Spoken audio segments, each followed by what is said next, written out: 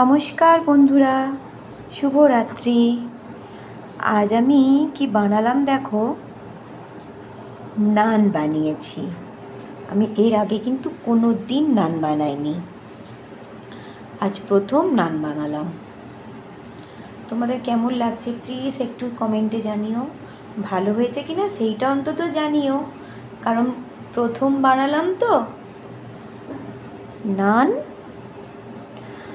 কষা আলুর দম টক দই দিয়ে, আর তার সাথে আছে পান্তুয়া আর রসগোল্লা। এই হলো আমার আজকের ডিনার।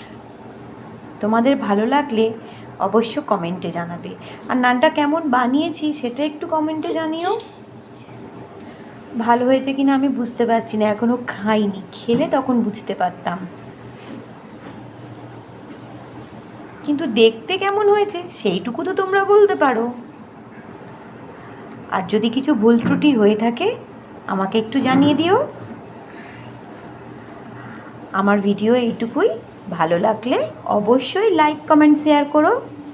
এখন টাটা, আসছি পরের ভিডিও নিয়ে।